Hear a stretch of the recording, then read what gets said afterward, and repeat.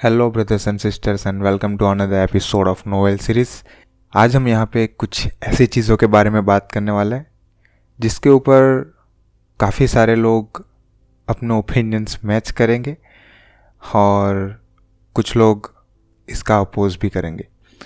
तो यहाँ पे मैं पहले ही एक डिस्क्लेमर टाइप देना चाहता हूँ कि इस पॉडकास्ट के अंदर जो भी चीज़ें मैं बता रहा हूँ वो सारे हमारे खुद के ओपिनियंस हैं, हमारे कुछ पर्सपेक्टिव्स हैं और ये चीज़ हम कहीं से भी नहीं बोल रहे कि ये सारे फैक्ट्स हैं और हम किसी को भी फोर्स नहीं कर रहे इन पे बिलीव करने के लिए। ये पॉडकास्ट से हम किसी भी व्यक्ति के विचारों को ठेस पहुंचाने की मानसिकता नहीं रखते हैं।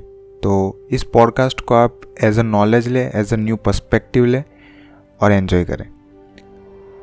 पर्सपेक्टिव काफ़ी डिफरेंट होने वाला है, ये थोड़ा सा साइंटिफिक पर्सपेक्टिव होने वाला है। तो जो भी यहाँ पे एडवांस जनरेशन है ना, उनको ज़्यादा मज़ा आने वाला है ये एपिसोड, क्योंकि ज़्यादातर जो भी आज की न्यू जनरेशन है वो इन सब चीज़ों में कम बिलीव रखती है। तो शुरू करते हैं आज का एपिसोड।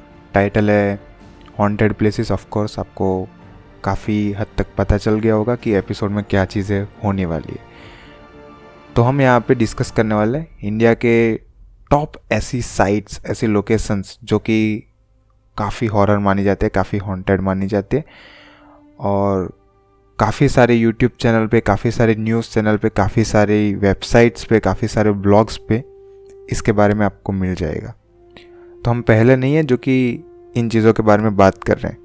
यहाँ पे हम जो अलग चीज़ कर रहे हैं वो है कि यहाँ पे हम हमारा साइंटिफिक पर्सपेक्टिव दे रहे हैं और क्या रीज़न्स हो सकते हैं इनके पीछे, वो हम यहाँ पे थोड़ा बहुत एक्सप्लेन करने की ट्राई करेंगे। तो यहाँ पे हम सबसे पहले लोकेशंस को बताएंगे, उसके बाद उस लोकेशन की जो भी हिस्ट्री होगी, जो भी स्टोरी होगी, जो भी बैकग्राउंड होगा उसके बारे में बताएंगे। लोगों ने वहाँ पे क्या क्लेम किया है, मतलब कि लोग क्या सोचते हैं उस लोकेशन के बारे में, उन्होंने क्या एनकाउंटर किया है वहाँ पे जिससे कि वो कह सके कि ये प्लेस हॉन्टेड है। तो उसके बारे में थोड़ी सी बात करेंगे और इन दी एंड हम हमारा पर्सपेक्टिव जो कि साइंटिफिकली हम इसको बताएंगे कि किस तरह से ये चीज़ हॉन्टेड हो सकती है। इंडियन एक छोटा सा सेक्शन है इस पॉडकास्ट के अंदर जिसके अंदर हम थोड़ी सी साइकोलॉजी के बारे में भी बात करेंगे कि हम किस तरह से एक साइकोलॉजिकल इफ़ेक्ट से भी ये सारी घटनाएं महसूस कर सकते हैं। तो शुरू करते हैं सबसे पहले लोकेशन से, जो कि ऑफ कोर्स भानगढ़ फोर्ट है। भानगढ़ फोर्ट एक ऐसी लोकेशन है जो कि हर बच्चा जानता है। आई मीन अगर आप इंडिया में रहते हो और थोड़ा बहुत भी अगर आप बॉलीवुड को समझते हो, थोड़ी बहुत भी आप अगर न्यूज़ देखते हो, ज़रा सा भी इंटरेस्ट रखते हो हॉन्टेड प्लेसेस के अंदर, तो आपको ये लोकेशन ज़रूर से पता होगी, क्योंकि ये एक ऐसी लोकेशन है जिसके बारे में हर कोई जानता है। ये राजस्थान में आया हुआ एक फोर्ट है जो कि राजगढ़ तहसील में अलवार के अंदर बनाया गया है। ये काफ़ी पुराना फोर्ट है और इसके अंदर ऐसा माना जाता है कि काफ़ी हॉरिफिक चीज़ें होती रहती है और रात के अंदर यहाँ पे जाना रिस्ट्रिक्टेड है। और गवर्नमेंट ने खुद से भी यहाँ पे एक बोर्ड लगा के रखा है कि सनसेट और सनराइज़ से पहले यहाँ पे कोई नहीं दिख सकता। आई मीन यहाँ पे किसी को भी जाना नहीं चाहिए और जो भी जाएगा उसको लीगली एक्शन लिया जाएगा उसके ऊपर। तो ये चीज़ें यहाँ पे लगाई गई है गेट के सामने। शुरू करते हैं इसकी स्टोरी के साथ। एक्चुअल में क्या स्टोरी हो सकती है इस पर्टिकुलर प्लेस से। तो इसका अगर हम बैकग्राउंड देखें तो कुछ गाइड्स का ये कहना है, कुछ लोकल्स का ये कहना है कि यहाँ के जो राजा थे छत्र सिंह, उनकी बेटी थी, मतलब कि जो भी प्रिंसेस थी उनका नाम रत्नावती था और ऐसा माना जाता है कि वो काफ़ी ब्यूटीफुल थी। उनकी ब्यूटी की वजह से उनको काफ़ी सारे मैरिज प्रपोजल्स आते रहते थे और ऐसा ही होता है। एक बार एक तांत्रिक आता है और वो आके अपना मैरिज प्रपोजल रखता है, लेकिन ऑफ कोर्स उसको रिजेक्ट किया जाता है। लेकिन यहाँ पे प्रिंसेस को ये नहीं पता था कि उसको कुछ डार्क मैजिक वगैरह भी आता है और वो कुछ अपने ब्लैक मैजिक से कुछ चीज़ें कर सकता है। तो वो क्या करता है, वो एक बार देखता है कि प्रिंसेस की जो मेड होती है वो प्रिंसेस के लिए परफ्यूम खरीद रही होती है। तो वो तांत्रिक साधु जाके उस परफ्यूम पे अपना कुछ मैजिक स्पेल करता है, कुछ डार्क मैजिक स्पेल करता है, और ये चीज़ रानी रत्नावती प्रिंसेस रत्नावती देख लेती है। और इसकी वजह से रत्नावती डिसाइड करती है कि इस तांत्रिक को मरवा दिया जाए। लेकिन जब तांत्रिक मर रहा होता है, वो जस्ट मरने से पहले एक कर्स दे के जाता है। वो कर्स के रूप में कुछ ऐसी बातें बताता है जिससे कि वो जो प्रिंसेस थी और उसकी फैमिली थी, इवन पूरा का पूरा जो भी विलेज है भानगढ़, वो बर्बाद हो जाएगा। अब कहानी में ट्विस्ट तब आता है जब पता चलता है कि जो स्टेप ब्रदर है रत्नावती का, अजब सिंह, वो अपना खुद का एक विलेज यहाँ पे खड़ा करके बैठा है और वो यहाँ पे हमला कर देता है। इसकी वजह से अजबगढ़ और भानगढ़ के बीच में एक लड़ाई होती है, और ये बैटल के बीच में ही रत्नावती और काफ़ी सारी आर्मी यहाँ पे मर जाती है। ऐसा माना जाता है कि ऑलमोस्ट रत्नावती के रिलेटेड जो भी काफ़ी क्लोज फैमिली मेम्बर्स थे, वो सब के सब मर जाते हैं इस बैटल के बीच में। तो एक स्टोरी काफ़ी पॉपुलर है लोकल्स के बीच में, और ज़्यादातर स्टोरी यही बताई जाती है लोगों को। लेकिन एक और स्टोरी भी पॉपुलर है जो कि मैं आपको अभी सुनाने वाला हूँ। दूसरी स्टोरी में ऐसा है कि ये जो भी हिल पे ये भानगढ़ का फोर्ट बनाया है, जो भी माउंटेन पे, वहाँ पे एक और साधु रहते थे जिनका नाम था गुरु बालूनाथ, और उन्होंने यहाँ पे फोर्ट बनाने की परमिशन दी थी राजा भगवत सिंह जी को। लेकिन उनकी बस एक कंडीशन थी कि जो भी ये महल बनेगा, जो भी ये फोर्ट बनेगा, उससे किसी भी प्रकार से उनके हट पे या फिर उनका जो भी कुटीर रहता है वहाँ पे किसी भी तरह से शैडो नहीं गिरना चाहिए। तो ये इनकी एक सिर्फ सिंगल कंडीशन थी, और राजा ने ये एक्सेप्ट भी कर लिया था। लेकिन अंदर अंदर से ये चीज़ सिर्फ एक इंसान ने एक्सेप्ट नहीं की थी, और उनका नाम था अजब सिंह जी। तो जैसे कि मैंने पिछली स्टोरी में बताया, तो वहाँ पे मैंने अजब सिंह जी का नाम लिया था। वो स्टेप ब्रदर है रत्नावती जी के। तो उन्होंने इस चीज़ से एग्री नहीं किया, और उन्होंने क्या किया, उन्होंने एक पिलर बना दिया बड़ा सा, जिसका डायरेक्ट शैडो हट पे पड़ता था या फिर कुटीर पे पड़ता था। और ये शैडो की वजह से गुरु बालूनाथ काफ़ी एंग्री हो जाते हैं, और ये साधु थे, उन्होंने इस विलेज को और इस पर्टिकुलरली मेजर फोर्ट को कर्ज दिया था, और जिसकी वजह से यहाँ पे ये हॉरिफिक चीज़ें होती रहती हैं। तो ये कुछ स्टोरी थी जो कि आसपास के लोगों ने बता के रखी है मीडियाज़ को, और आप काफ़ी सारे ब्लॉग्स में ये दोनों स्टोरी देखोगे। और ये स्टोरीज़ इतनी पॉपुलर है कि अगर आप अभी भी जाके इंटरनेट पे सर्च करोगे, आपको क्लियरली ये दोनों स्टोरी मिल जाएंगी इंटरनेट पे। तो ये दो स्टोरीज़ थी जिससे हमें पता चलता है कि ओके, कुछ ऐसी चीज़ें पास्ट में हुई हो सकती है। अब यहाँ पे हम हमारा पर्सपेक्टिव रखने वाले हैं, और हम आपको रियलिटी भी बताने वाले हैं एक तरह से। देखो, जो भी जगह पे हम साइंटिफिक मैनर से चीज़ों को एक्सप्लेन कर पाए, वहाँ पे हम साइंटिफिक मैनर्स यूज़ करेंगे, और जहाँ पे हम फैक्ट मिल रहे होंगे तो वहाँ पे हम फैक्ट यूज़ करेंगे, ठीक है। और कुछ कुछ जगह पे हम अजम्पशंस भी लगा रहे होंगे, तो ये मैं पहले से बता रहा हूँ। तो रियलिटी में कुछ ऐसा है कि ASI का एक बोर्ड वहाँ पे रखा हुआ है, और लोग वहाँ से काफ़ी साइड मीनिंग निकालते हैं, या फिर उसका कुछ और ही मीनिंग निकालते हैं। उस बोर्ड पे लिखा गया है कि यहाँ पे कोई भी इंसान सनसेट के बाद और सनराइज से पहले अलाउड नहीं है। तो लोगों को ऐसा लगता है कि गवर्नमेंट ने भी ये चीज़ मान ली कि यहाँ पे घोस्ट जैसी चीज़ रहती है और यहाँ पे जाना जानलेवा है। ये चीज़ लोगों को लगती है, लेकिन ये काफ़ी बड़ा रूमर है, ये चीज़ काफ़ी गलत है, ऐसा कुछ भी नहीं है। एक्चुअली ASI का मीनिंग इस पर्टिकुलर चीज़ से ये था कि जब सनसेट होता है तो वहाँ पे काफ़ी सारे वाइल्ड एनिमल्स भी नज़र आने लगते हैं, क्योंकि ये जो भानगढ़ का फोर्ट है ना, वहाँ से थोड़े से ही दूर आपको एक टाइगर का रिजर्व फॉरेस्ट मिल जाएगा। और ये ऑफ कोर्स रिजर्व फॉरेस्ट है, इसका मतलब वहाँ पे काफ़ी सारे टाइगर्स होंगे जो कि रात को कभी भी आ सकते हैं। तो ये इनका एक मेन लॉजिकल रीज़न था कि सनसेट के बाद और सनराइज से पहले कोई भी इंसान इसके अंदर नहीं जा सकता। तो ये एक गवर्नमेंट का मेन रीज़न था यहाँ पे लगाने का, जो कि ज़्यादातर लोग इसका काफ़ी गलत मीनिंग निकालते हैं और इसकी वजह से ये एक अफवाह फैली हुई है। अगर आप लोकल से भी पूछोगे तो वहाँ पे एक्चुअली कंडीशन ऐसी है कि वहाँ पे लोग काफ़ी ज़्यादा पिकनिक मनाने जाते हैं। कोई भी प्रकार से ऐसा हॉरिफिक माहौल नहीं है वहाँ पे लोग इवन नाइट में भी जाते रहते हैं। पता है कि रेस्ट्रिक्टेड है, लेकिन लोकल्स तो ऑफकोर्स जा ही सकते हैं, उन्हें तो आदत है वहाँ पे रहने की। तो उनको कुछ ऐसा एक्सपीरियंस हुआ ही नहीं है आज तक। ये बस एक बनी बनाई अफवाह है और इससे डरने की कोई ज़रूरत नहीं है। अगेन ये सारी चीज़ें हमने हमारी ओर से रिसर्च करके एक अलग पर्सपेक्टिव से सोच के बनाई है। तो प्लीज़ आप अपनी तरह से सोचें और इस चीज़ का अपोज करने की कोई ज़रूरत नहीं। ये हमारा एक पर्सपेक्टिव, हमारा एक ओपिनियन है।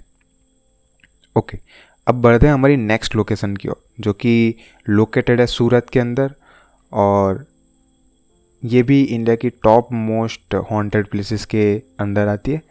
तो आपको शायद से ये दूसरे या तीसरे पोजीशन पे मिल जाएगी, किसी भी वेबसाइट पे आप चेक कर सकते हो। डूमस बीच, यस, ये कुछ 21 किलोमीटर्स या फिर अगर माइल में कैलकुलेट करते हो तो 13 माइल्स जैसा कुछ होता है। साउथ वेस्ट सिटी में ये आया हुआ है सूरत के, और काफ़ी पॉपुलर है, काफ़ी फेमस है ये चीज़, ये पर्टिकुलर बीच, क्योंकि यहाँ पे काफ़ी सारे लोग आते रहते हैं। लेकिन ऐसा माना जाता है कि दिन के टाइम जितना अच्छा लगता है उतना ही हॉरिफिक ये नाइट के टाइम में हो जाता है। यहाँ से आपको लोगों के चीखने चिल्लाने की आवाज़ आती रहती है, और इसके ऊपर एक मूवी भी बना के रखे गुजराती लैंग्वेज में।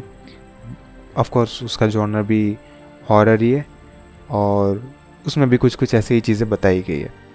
डूमस एक और चीज़ के लिए भी पॉपुलर है, वो है उसकी ब्लैक सैंड।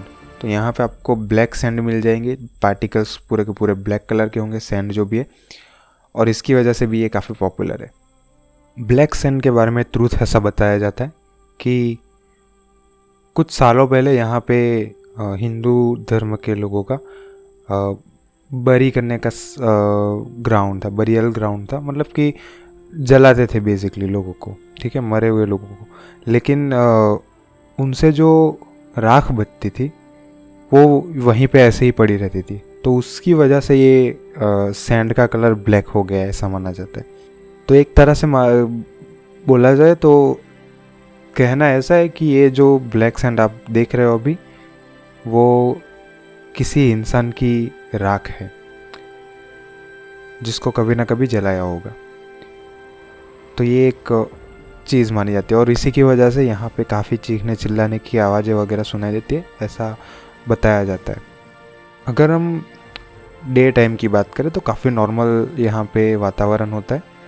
एनवायरनमेंट काफ़ी सिंपल रहता है, कोई भी किसी भी प्रकार से आपको हॉरिफिक लोकेशन नहीं लगती, और आपको किसी भी प्रकार से यहाँ पे डरने वाली बात नहीं लगती। लेकिन जैसे ही रात होती है चीज़ें अपना रूप बदल लेती है, और वहाँ से शुरू होता है इस पर्टिकुलर लोकेशन का हॉरिफिक माहौल। तो ये चीज़ यहाँ पे हुई है। अब बात करते हैं कौन सी पैरानॉर्मल एक्टिविटीज़ यहाँ पे रिपोर्ट की गई है, तो उसके ऊपर थोड़ी सी चर्चा कर लेते हैं। यहाँ पे कुछ ऐसी चीज़ें रिपोर्ट की गई हैं अकॉर्डिंग टू लोकल्स, और कई बार सोशल मीडियाज़ पे भी काफ़ी पॉपुलर हो जाता है ये सारी चीज़ें। तो यहाँ पे ऐसी नॉइज़ेस के बारे में तो मैंने आपको बता ही दिया कि कहाँ किस तरह से चीखने चिल्लाने की आवाज़ें वगैरह आती रहती है। और भी यहाँ पे कुछ स्ट्रेंज लाइट्स वगैरह भी देखी गई है। काफ़ी सारे लोग यहाँ पे मिसिंग हुए हैं, ऐसा भी माना जाता है।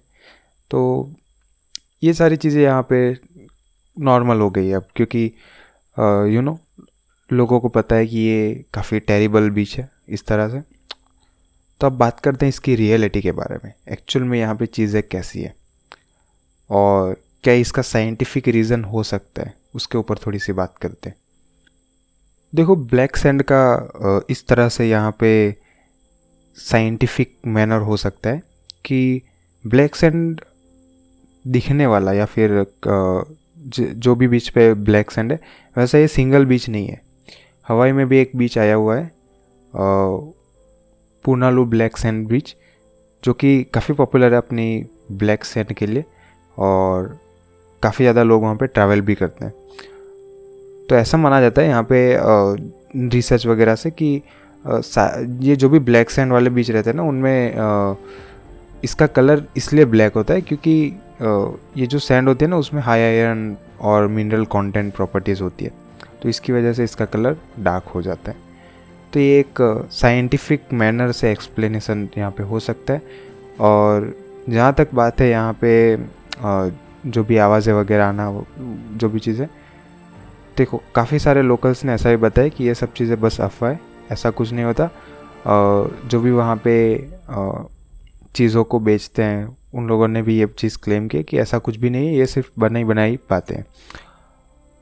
तो अगेन पर्सपेक्टिव्स हैं, ओपिनियंस हैं, तो कुछ चीज़ें डिफरेंट भी हो सकती है। यहाँ पे हम सारी चीज़ों को बता रहे हैं आपके सामने, तो हमने हमारा ये एक डिफरेंट पर्सपेक्टिव भी रख दिया है। बात करते हैं हमारे नेक्स्ट प्लेस के बारे में, जो कि है एक सुसाइडल पॉइंट। और सुसाइडल पॉइंट से हमें लगता है कि वहाँ पे काफ़ी सारे सुसाइड्स हुए होंगे, कपल्स के या फिर यंग बच्चों के या फिर कोई भी लेडीज़ के और ऐसे वैसे। लेकिन नहीं, ये स्पूकी पॉइंट या फिर एक कमिट सुसाइड वाला पॉइंट आसाम में आया हुआ है और ये काफ़ी डिफरेंट है। किस तरह से डिफरेंट है? क्योंकि यहाँ पे कोई इंसान सुसाइड नहीं करता, यहाँ पे बर्ड्स आके सुसाइड करते हैं। डिमा हसाओ डिस्ट्रिक्ट के अंदर जतिंगा नाम का एक विलेज आया है जहाँ पे ये लोकेशन आई हुई है और काफ़ी ब्यूटीफुल लोकेशन है। अगर हम जियोग्राफिकल वे से देखें और अगर हमें सिर्फ ट्रैवल वगैरह करना है तो काफ़ी ब्यूटीफुल जगह है, देखने लायक प्लेस है ये। लेकिन यहाँ पे एक पॉइंट है जहाँ पे काफ़ी सारे बर्ड्स आके सुसाइड करते हैं, ऐसा माना जाता है। ये चीज़ काफ़ी पॉपुलर है। अगर मैं आपको लोकेशन के बारे में और बताऊँ तो यहाँ पे स्पेसिफिकली ज़्यादातर सितंबर और नवंबर मंथ के बीच में ये सुसाइड्स होते हैं, ऐसा माना जाता है। और उसमें भी काफ़ी स्पेसिफिक टाइमिंग है, mostly around 7 PM to 10 PM, रात के 7 से 10 बजे तक में ये चीज़ काफ़ी होती रहती है। तो इस चीज़ से काफ़ी लोग वंडर भी करते हैं, काफ़ी अमेज भी हो जाते हैं क्योंकि काफ़ी स्ट्रेंज सी चीज़ है। और ऑफ कोर्स डर भी लगता है क्योंकि बर्ड्स इस तरह से अचानक से मर जाएंगे तो किसी को भी डर लग सकता है, काफ़ी नॉर्मल सी चीज़ है। तो ये चीज़ यहाँ पे होती है।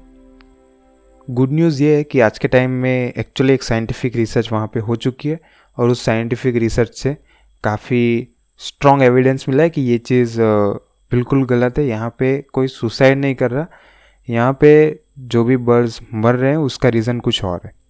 उसका साइंटिफिक रीज़न रिसर्च के बाद ये पता चला कि जो भी ये स्पेसिफिक टाइम होता है ना, सितंबर टू नवंबर, इस टाइम में काफ़ी कम विजिबिलिटी रहती है। काफ़ी इतनी ज़्यादा कम विजिबिलिटी रहती है कि आप बहुत मुश्किल से काफ़ी नज़दीक की चीज़ भी देख पाओगे, ठीक है। तो ये काफ़ी कम विजिबिलिटी रहती है और उस विजिबिलिटी की लो होने की वजह से बर्ड्स जो है वो ज़्यादातर अपना कंट्रोल खो देते हैं और उस कंट्रोल खोने की वजह से वो गिर जाते हैं और उसकी वजह से वो मर जाते हैं। तो ये एक सिंपल सी चीज़ है। यहाँ पे ये फंडा है कि बर्ड्स एक्चुअली सुसाइड नहीं कर रहे, वो मर रहे हैं। उसका रीज़न ये फॉग एंड लो विजिबिलिटी है। लोकल्स की बात करें तो लोकल्स यहाँ पे, क्योंकि ये विलेज है तो थोड़ा सा एजुकेशन कम होता है यहाँ पे, तो वो ऑफ कोर्स काफ़ी ऐसे स्टोरीज़ बनाते थे कि यहाँ पे इविल स्पिरिट्स जो है वो आती है और इस तरह से बर्ड्स को कंट्रोल करके उनका सुसाइड करवा देती है वगैरह वगैरह। ये चीज़ पॉपुलर थी, लेकिन हमें एक्चुअल रीज़न पता है तो डरने की कोई बात नहीं। इस पर्टिकुलर जगह का ये एक फैक्ट है कि यहाँ पे ये चीज़ सिंपल है। यहाँ पे सिर्फ फॉग और लो विजिबिलिटी की वजह से ये सारी चीज़ें हो रही थी। तो ये चीज़ यहाँ पे साइंटिफिकली प्रूव हो चुकी है, ठीक है। तो यहाँ पे मैं अपने ओपिनियन के साथ आपको ये भी एक कॉन्फिडेंटली कह सकता हूँ कि ये चीज़ बिल्कुल गलत है। ये कोई भी हॉरिफिक प्लेस नहीं है, कोई भी हॉन्टेड प्लेस नहीं है। ये सिर्फ एक मिस्ट्री थी और जो कि सॉल्व हो चुकी है। बढ़ते हैं हमारी नेक्स्ट हॉन्टेड प्लेस की ओर, जो कि है कुलेद्रा विलेज, और इसको काफ़ी कर्स्ड विलेज माना जाता है। किस तरह से आपको पता चलेगा नेक्स्ट 10 to 15 मिनट में। कुलधारा विलेज जैसलमेर में आया हुआ है, राजस्थान में ऑफ कोर्स, और ये इसलिए पॉपुलर है क्योंकि ये पूरा का पूरा विलेज ही हॉन्टेड है। और सबसे इंटरेस्टिंग बात, ये विलेज में कोई नहीं रहता, ठीक है। तो यहाँ पे काफ़ी सारे लोग रहते थे पहले, लाइक 1800 के आसपास। अगर आप देखोगे, ये परफेक्ट परफेक्ट साल नहीं है, लेकिन उसके आसपास ये चीज़ एक्टिव थी, ये विलेज एक्टिव था, यहाँ पे लोग रहते थे। लेकिन क्योंकि यहाँ पे जो भी राजा या फिर जो भी रहते थे, जो भी यहाँ पे कंट्रोल करते थे विलेज को, वो काफ़ी ज़्यादा क्रूरल थे। इसकी वजह से यहाँ के जो भी विलेजर्स थे, जो भी लोग यहाँ पे रहते थे, उन्होंने एक ही नाइट में पूरा का पूरा विलेज एम्प्टी कर दिया, खाली कर दिया, वहाँ से चले गए। और वो जाते जाते काफ़ी सारे कर्स दे गए कि यहाँ पे कोई भी नहीं रह सकता और यहाँ पे कोई भी बच्चा पैदा नहीं होगा वगैरह वगैरह। तो ये सारी चीज़ें यहाँ पे हुई और इसकी वजह से ये विलेज कर्स्ड है ऐसा माना जाता है। और उसके बाद यहाँ पे काफ़ी सारे स्पूकी इंसिडेंट्स भी हो चुके हैं, जैसे कि कुछ लोगों की कार पे स्क्रैचेस या फिर फुटप्रिंट्स वगैरह देखे गए थे, और जो भी कीचड़ था नीचे ज़मीन पे, वहाँ पे भी काफ़ी सारे स्ट्रेंज फुटप्रिंट्स भी मिले थे। तो ये सारी चीज़ें यहाँ पे हो चुकी है। ये कुछ इंसिडेंट्स हैं जो कि रिपोर्ट किए गए थे। अब बात करते हैं एक्चुअल रीज़न के बारे में, रियलिटी के बारे में।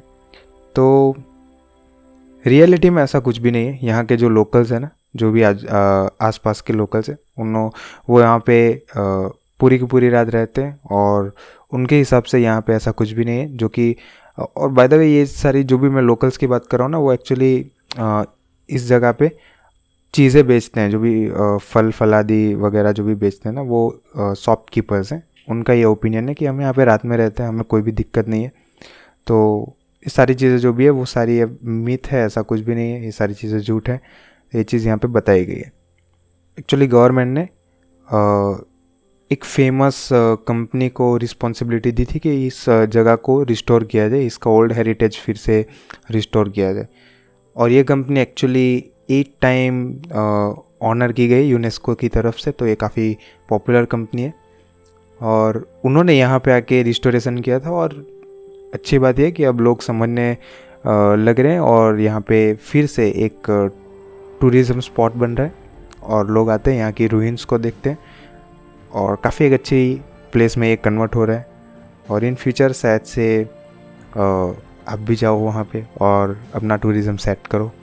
तो ये भी ऑलमोस्ट क्लियर फैक्ट है कि यहाँ पे किसी भी प्रकार से हॉन्टेड चीज़ें नहीं होती। बढ़ते हैं हमारी नेक्स्ट स्पूकी लोकेशन की ओर, जो कि एक टनल, और ये हिमाचल प्रदेश में आई हुई है। बात करते हैं और उसके बारे में। इस पर्टिकुलर टनल का नाम दिया गया है बारोक टनल, और इसको हॉन्टेड प्लेस माना जाता है क्योंकि इसके पीछे एक स्टोरी है, और वो स्टोरी हम अभी आगे जाके मैं आपको बताऊंगा उसके बारे में। तो पैटिट हिल स्टेशन है, जो कि सोलान डिस्ट्रिक्ट के अंदर आया हुआ है हिमाचल प्रदेश में, और इसकी हाइट कुछ 512 फीट है, और इसकी लेंथ के बारे में बात करें तो 1144 मीटर्स में इतनी लंबी ये टनल बनाई गई है। और ये सबसे ज़्यादा लंबी टनल है पूरे के पूरे रूट में, जो कि ये बारोक स्टेशन से काफ़ी नज़दीक है। कुछ 2.5 मिनट ही लगते हैं इस टनल को क्रॉस करने में। ट्रेन की बात कर रहा हूँ, और काफ़ी सारी टेल्स इसके बारे में पॉपुलर है। तो बात करते हैं उसके बारे में, स्टोरी के बारे में थोड़ा सा बात कर लेते हैं। तो एक्चुअली ये टनल जो है ना, उसको बनाने का काम कर्नल बारोक ने लिया था, और उन्होंने इस पूरे के पूरे माउंटेन को क्रेव करके टनल बनाई थी for particular Shimla railway. Okay, तो उन्होंने इस तरह से सोचा कि माउंटेन की दोनों साइड से क्रेव करेंगे, और उसके बाद वो ऑटोमेटिकली मैच हो जाएगा और टनल इजीली बन जाएगी। तो उन्होंने उस तरह से काम शुरू किया, लेकिन एक छोटी सी कैलकुलेशन मिस्टेक की वजह से वो दोनों एंड्स मैच नहीं होते। मतलब कि जो इस साइड से क्रेव कर रहे हैं और दूसरी साइड से क्रेव कर रहे हैं, दोनों मिसमैच हो जाते हैं और उसकी वजह से काफ़ी सारे लोग उनको भला बुरा सुना देते हैं और इस चीज़ से डिप्रेस होके वो सुसाइड कर लेते हैं और इस सुसाइड की वजह से वहाँ पे आज भी उनकी साउल और स्पिरिट वहाँ पे मौजूद है ऐसा माना जाता है और इस चीज़ की वजह से ये प्लेस हॉन्टेड है ऐसा बोला जाता है। लोकल्स का इस पर्टिकुलर प्लेस से लेके इस तरह से ओपिनियन है कि यहाँ पे ऐसी कोई भी चीज़ नहीं है, ये सिर्फ बनी बनाई बातें और कुछ भी हॉन्टेड प्लेस के जैसा यहाँ पे नहीं है। तो डरने वाली बात नहीं है इस प्लेस से भी और ये चीज़ कंफर्म नहीं है, लेकिन लोकल्स के काफ़ी सारे ऐसे ओपिनियन है कि ऐसा कुछ भी नहीं है। तो ये चीज़ ऐसे ही पॉपुलर हो चुकी है, ठीक है। तो सोशल मीडिया का काम है आज के टाइम में, ये चीज़ है। और अगर हम साइंटिफिक एस्पेक्ट से भी देखें तो हमारी साइकोलॉजी ऐसा बताती है कि हमारे ब्रेन में जब ऐसी चीज़ें हमें बताई जाती है या फिर हम ऐसी कुछ चीज़ें सुनते रहते हैं कॉन्स्टेंटली, तो हमारा ब्रेन ऑटोमेटिकली ऐसे हेलुसिनेशंस बनाते रहता है। तो ये चीज़ साइकोलॉजी में इस तरह से एक्सप्लेन की गई है और बहुत हद तक मैं भी इस चीज़ में बिलीव रखता हूँ कि ये चीज़ सच हो सकती है। तो ये था आज के पॉडकास्ट में, एक छोटा सा पॉडकास्ट था जिसके अंदर हमने कुछ हॉन्टेड प्लेसेस के बारे में अपने ओपिनियन दिए और आपको थोड़ा सा साइंटिफिक मैनर से एक्सप्लेन करने की ट्राई की। आई होप आपको ये पर्सपेक्टिव पसंद आया होगा और यहीं पे मैं पॉडकास्ट को एंड करना चाहूँगा। अगर आपको ऐसे पॉडकास्ट और चाहिए हॉन्टेड प्लेसेस के ऊपर तो आप हमें ज़रूर से बता सकते हो और अगर आप ये पॉडकास्ट यूट्यूब पे सुन रहे हो तो आप कमेंट ज़रूर कर देना इसके बारे में कि आपको नेक्स्ट पॉडकास्ट किस टॉपिक के ऊपर चाहिए, ठीक है। तो मिलते हैं नेक्स्ट पॉडकास्ट के अंदर। Thank you so much for listening.